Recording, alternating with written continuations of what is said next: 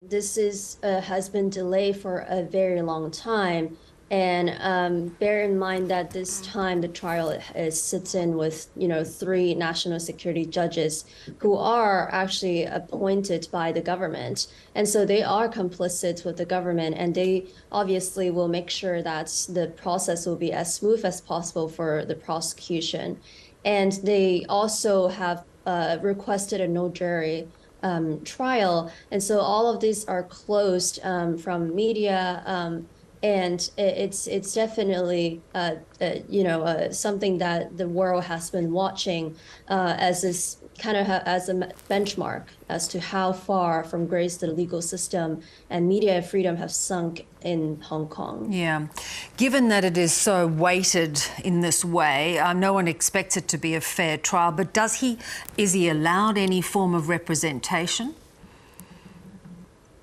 Well, so previously, one of the reasons why the trial was delayed is because the government barred Tim Owen, his representing lawyer, from entry.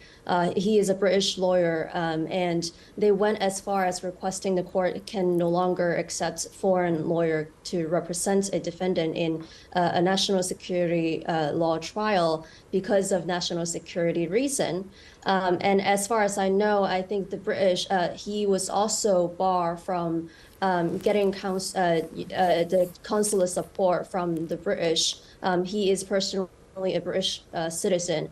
And so, all of these has shown us that the rule of law in Hong Kong has completely been demolished, since the national security law was implemented. Yeah.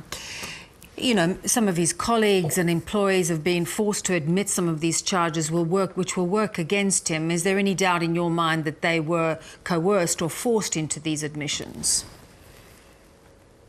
Yeah, we have heard already from people that are being charged for national security crime that they were for actually be tortured when they were in jail. And we can all imagine that, the questioning process of it. These are all, very friendly coworkers that he have worked with in the past, and publicly have said that they will stand with Apple Daily, his newspaper, and Jimmy Lai. And so all of a sudden it has turned. I'm sure everyone can imagine what had happened behind the scene. Yeah. He's already 76. He's been in prison for 3 years.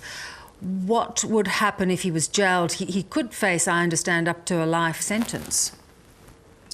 Well, yeah, I think everyone have the expectation that at the end of the trial, he will be convicted and, sentenced to an obscene prison term. And as you said, it could probably be for the rest of his life. Now, I think this is the matter of democratic allies, countries to stand up. And today, the British and the American government has spoken up and called for the release of Jimmy Lai. And actually, the British government, for the first time, calling for his release. I think, I'm hoping that more democratic countries can speak up and really engage China and Hong Kong in this process to call for his release. As I said before, this is not a trial of him. It's the trial of Hong Kongers and all those who support democracy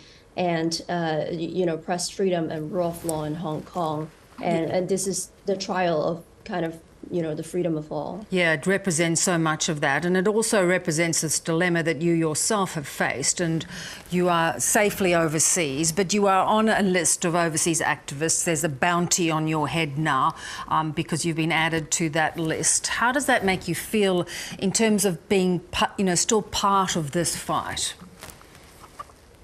Yeah, so I left Hong Kong in 2020, and recently, a few days ago, I was officially put on the bounty list for over, a Hong Kong dollar, a million Hong Kong dollar bounty. I'm currently in the US, Washington, D.C., Yeah, the government has said, the police have said that, they have no extrajudicial power to arrest us. All that they were doing is to ask us to turn us in. And so this is obviously an act of intimidation and harassment.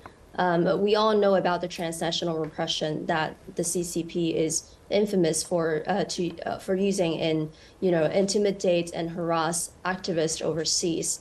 And we're seeing this all around the world with, China Outpost, the Hong Kong Economic and Trade Offices, the secret police station, thousands of Chinese agents all around the world. These are the people who are actively extending their long arms for the Chinese Communist Party to harass and threaten activists. I personally have received death threats for my activism in the U.S.